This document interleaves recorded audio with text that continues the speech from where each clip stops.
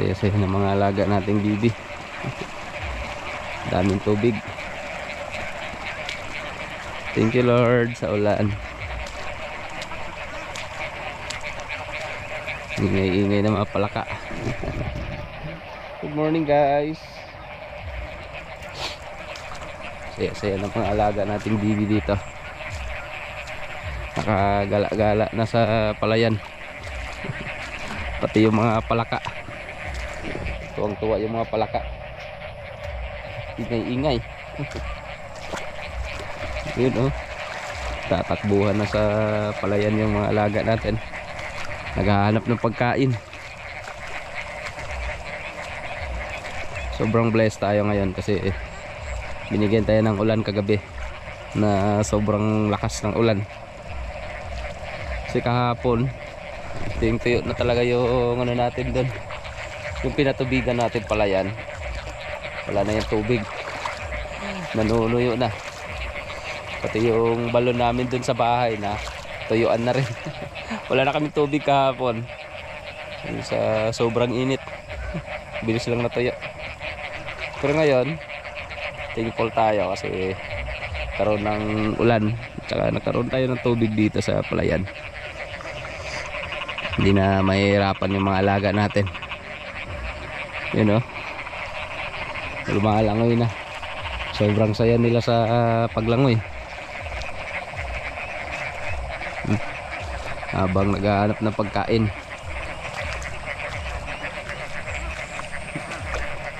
Yun o, nakakatawang pagmasdan.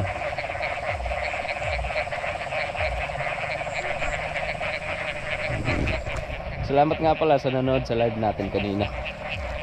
Naputol kasi nawawala yung signal. Binaabot hanggang dito sa dulo. Hindi na muna natin yung mga alaga. Ipastol na muna natin. Huwag natin papuntahin dun sa sa sapa. Baka hindi na makabalik. Pabalikin na muna natin dun sa malapit lang na nakikita lang natin.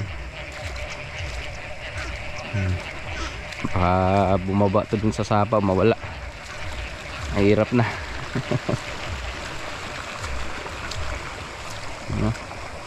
Pabalikin na muna natin dun sa malapit lang na nakikita lang natin dun.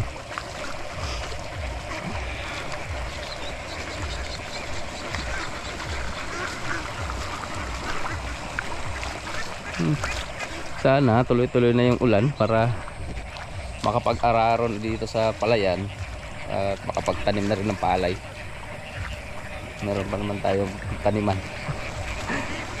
Tataniman natin tong hindi nasakop sa net. Inusog kasi namin yan ni John Paul kasi nakabutas-butas yung ano natin, mga net. Nakabutas-butas yung net dahil sa mga baka at kalabaw. Minsan kasi kalabaw kasi tuyong-tuyo yung dito, tapos may tubig dun sa palayan natin. Pinipilit nila makapasok para maligo. Nagkabutas-butas yung ano natin, mga net. Hindi rin naman talaga maiwasan yan, lalo kailangan din maligo ng kalabaw, baka nainitan din.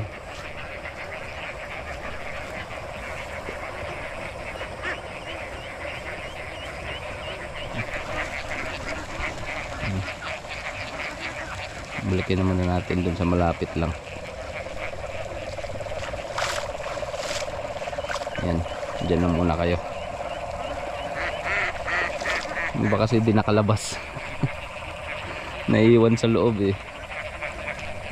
Okay na rin para safe sila. Safe lang sila dyan sa loob.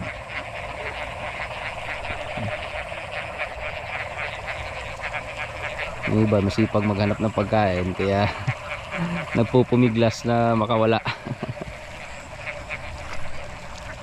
Naglalabasan na rin kasi yung mga alcohol kasi nagkaroon ng ulan, nagkaroon ng tubig yung palayan, kaya yan. Yan na naman yung uwak nag-aaligi. Nakadali na kasi yan ng maliit kaya bumabalik-balik dito. Gaabang lang yan. Pag walang tao dito lang dumadapo sa mga puno. Kailangan din talaga yung bantayan, uwak na yan. Nagdadala na nga yun ng kasama. Nung isang araw, dalawa na sila. Binantayan ko baka sumugod bigla.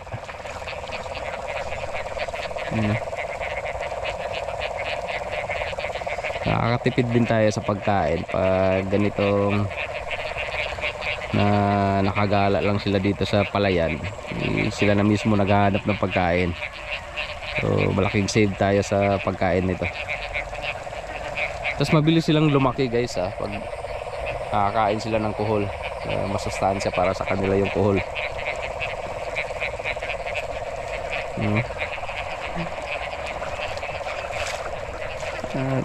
Malaking tulong din to dito sa palayan.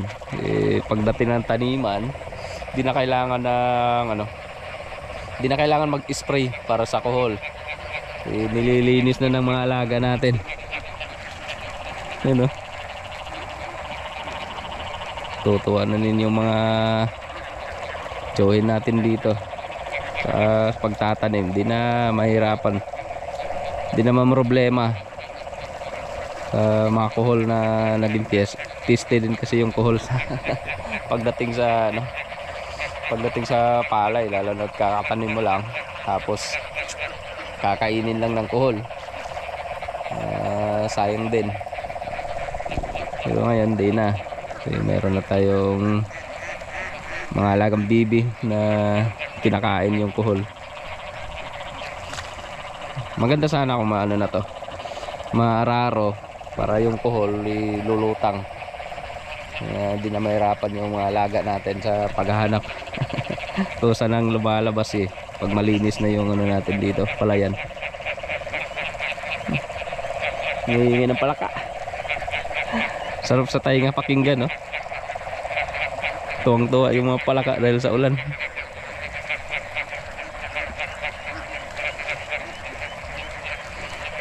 Thank you Lord. Hindi na ako magpapatubig. Magpapatubig sana kami ngayon dahil pundo, para mapunduhan ng tubig yung natin dito. So, dahil sa ulan, hindi na. Puno na yung natin. Malang yung palaka. Bilis naman nagkaroon ng itlog ng mga palaka. Yan nangingitlog agad dahil sa ulan. Naantay lang din pala nilang umulan para makaparami.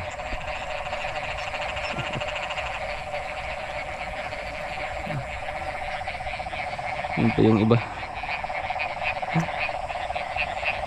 Natatakot din siguro yung mga yan sa mga bibi. Kaya nagtatago.